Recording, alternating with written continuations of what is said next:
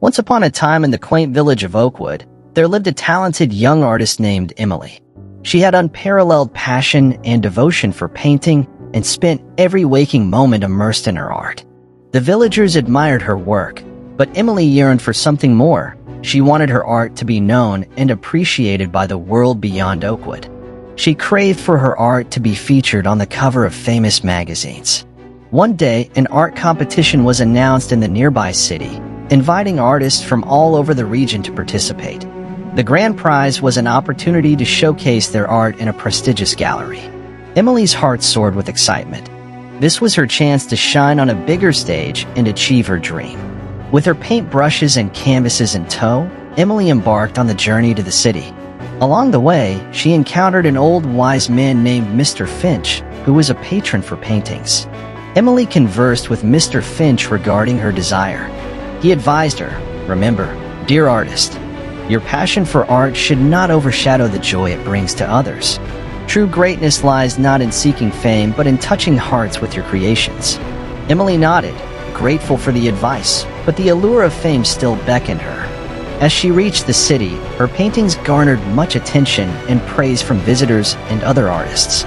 But despite the appreciation, Emily's heart was restless. She couldn't shake off Mr. Finch's words.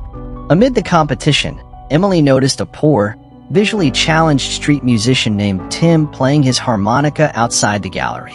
His music was filled with soulful notes, and passers-by paused to listen, some even dropping coins into his hat. Inspired by Tim's passion, Emily struck up a conversation with him. Emily was amazed at how he could play the harmonica even without looking at it. He shared that he played music simply because it brought joy to him and others, not seeking any recognition. That night, as Emily sat alone in her hotel room, she pondered the words of Mr. Finch and the musician's philosophy. She realized that she had lost sight of the true purpose of her art, to create something meaningful and touch people's hearts, not merely to chase fame. The next day, with a renewed sense of purpose, Emily withdrew from the competition and decided to explore the city. She stumbled upon a local community center in a disadvantaged neighborhood. The walls were bare, and the place lacked vibrancy. The children there were like frogs who considered their well as the world. Inspired, Emily proposed to paint a mural for the children who frequented the center.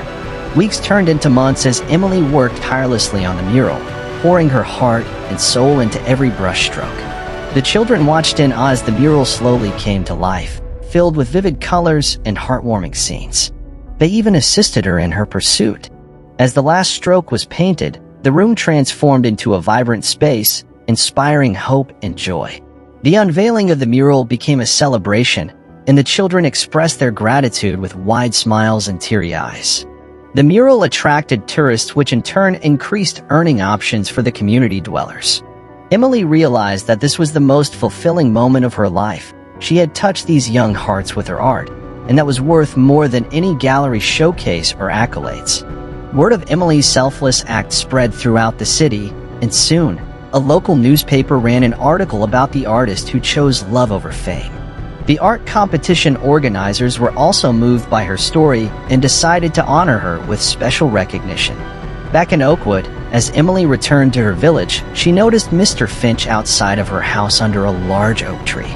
With tears of joy in her eyes, she thanked him for his wisdom, which had changed the course of her life. Mr. Finch smiled warmly and said, "True greatness lies not in seeking fame, but in touching hearts with love and compassion. You've learned the true art of living, my dear. I am mesmerized by your style of art, and I want to purchase them all." Thereafter, Emily's paintings continued to be admired, not only for their artistic brilliance, but also for the love and kindness that emanated from each stroke. From that day on, she painted with a heart that sought to make a difference in people's lives. And in doing so, she learned that the greatest masterpiece an artist can create is the impact they have on the hearts of others.